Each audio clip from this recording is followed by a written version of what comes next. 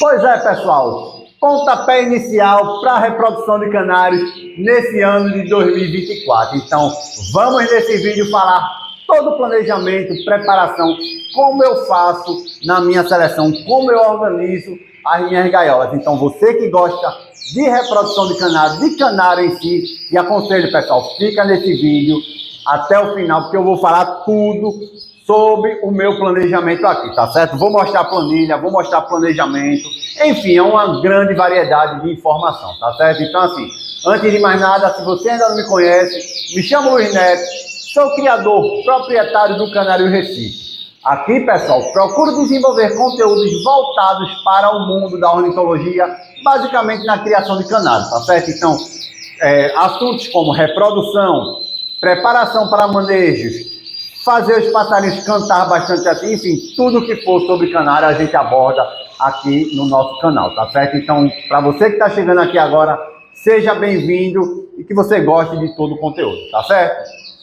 Pessoal, é o seguinte, como eu falei na chamada do vídeo, estamos iniciando, o pontapé inicial da reprodução de canário nesse ano 2024, tá certo? Na verdade, a reprodução começa lá quando os filhotes começam a nascer, né? Isso que a gente vai já alimentando da forma correta, criando e cuidando da forma correta.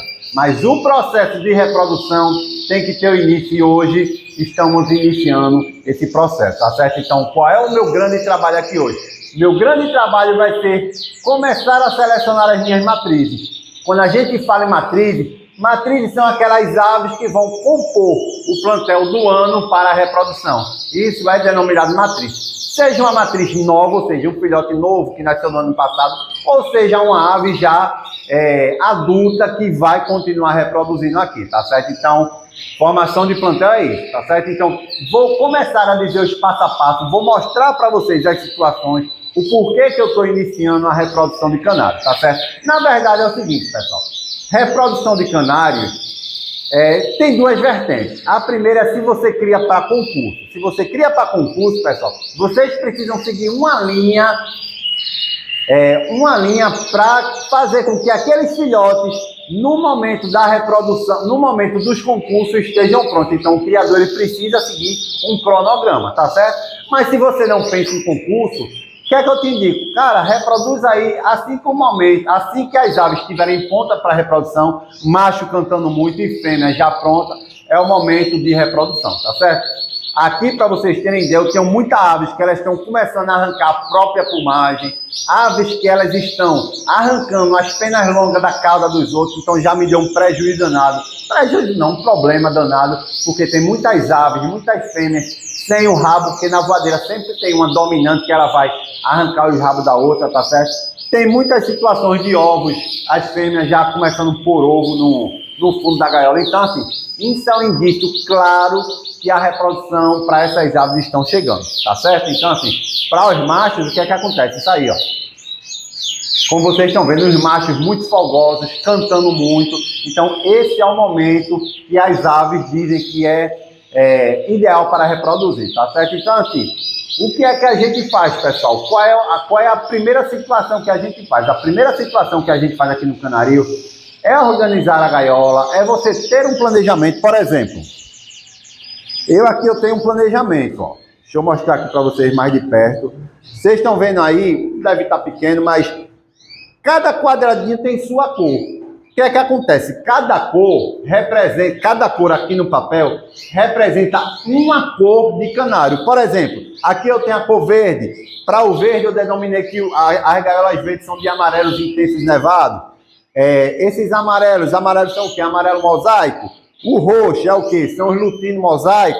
Vermelho para vermelho e assim vai. Então, cada cor tem a sua previsão. Então, cada quadradinho representa uma cor e cada quadradinho é a gaiola. Então, com isso, eu tenho o meu esboço, o meu planejamento de número de casais que eu vou querer, quantidade de cores que eu vou querer, pretensão de filhotes que eu vou querer. Isso é muito importante, pessoal. Quando a gente fala em pretensão, o que é que a gente faz? Para vocês terem ideia, o que é que eu faço? Eu procuro fazer uma previsão mínima. O que é uma previsão mínima? Normalmente, uma ave, um casal de ave, a gente coloca uma média de 4, 5 filhotes na baixa por ano. tá certo? Então, o que é que eu quero dizer com isso? Um exemplo, se eu vou ter lá 10 casais de amarelo, se eu colocar no mínimo aí 4 filhotes por casal, no final da reprodução eu vou ter o quê? 40 casais no ano, concorda? Da cor amarela. Então, o que é que você precisa fazer, pessoal? Você precisa ter uma previsão do número de filhotes que você está estimando lá no final da reprodução, tá certo? Então, se eu penso em ter 40 de amarelo, mais 40 de amarelo mosaico, e assim vai, o que é que eu quero dizer com isso? Que aquela quantidade mínima que a gente faz uma previsão para o final do ano, ela precisa ser respeitada. Por quê? Superpovoar o ambiente, isso não é bom, tá certo, pessoal? Circulação de ar, respiração das aves, tudo isso entra em questão, então não é bom. Então, isso aqui é praticamente um mapa do que eu vou fazer, então eu já sei aqui o que cada gaiola representa, onde eu vou distribuir cada situação.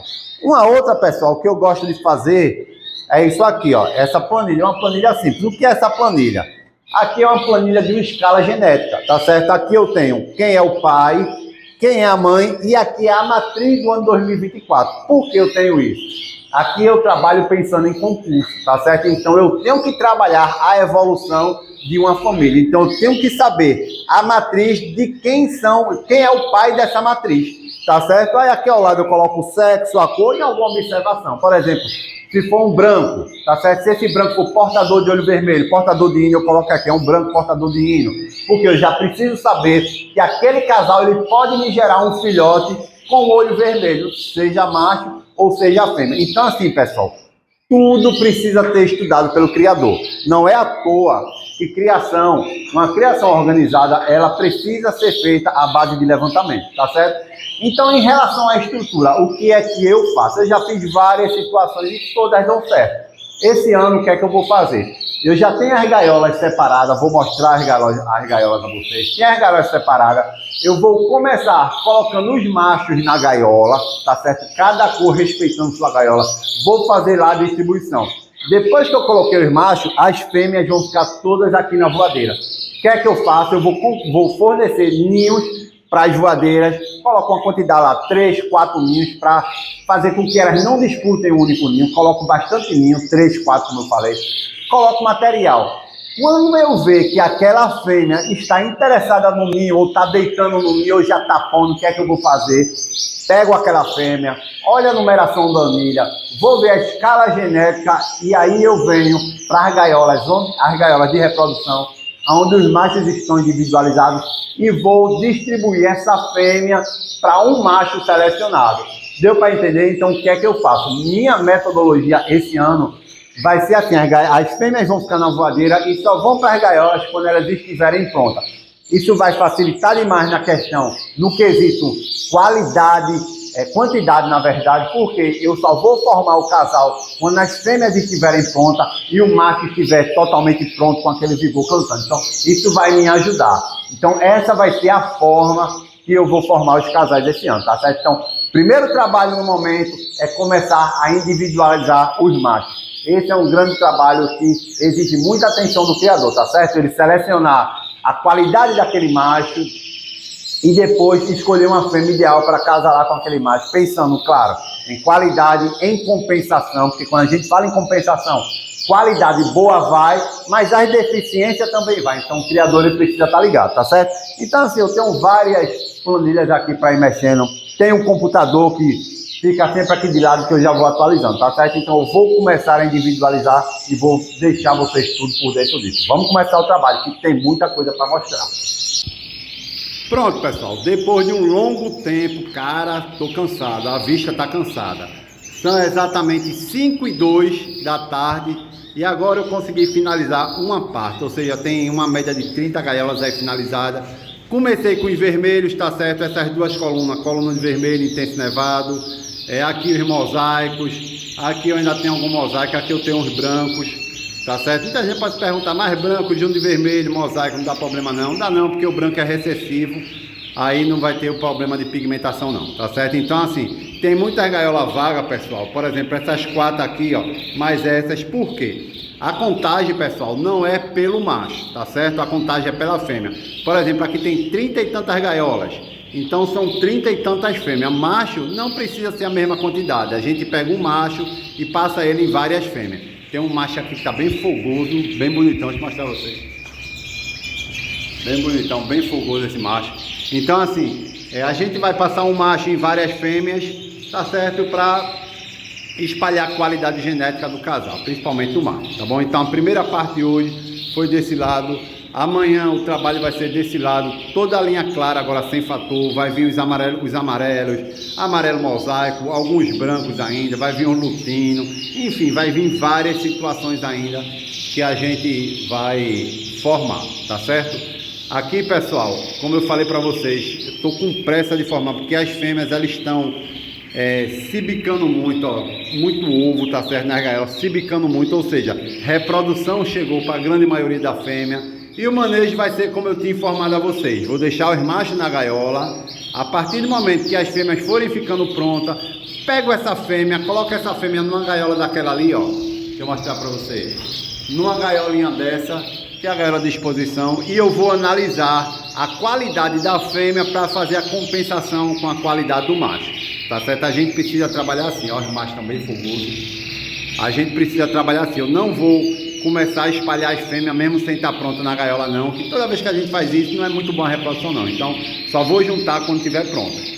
Tá certo, pessoal? Então é isso aí, pessoal. Um vídeo simples, vídeo muito funcional. A partir de agora, como eu falei, vamos estar dando início à reprodução. Espero que vocês acompanhem a gente aí, que tem muita informação, tá certo? Deixa eu mostrar um canáriozinho a você que é top de linha.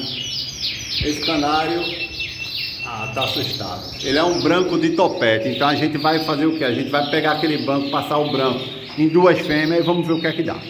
Tá certo, meus amigos? Então eu espero de coração que vocês tenham gostado desse vídeo. Se vocês gostaram, não esquece, deixa o like, é importante demais pro canal. Vamos lá, pessoal, um forte abraço, fiquem com Deus, até o próximo vídeo.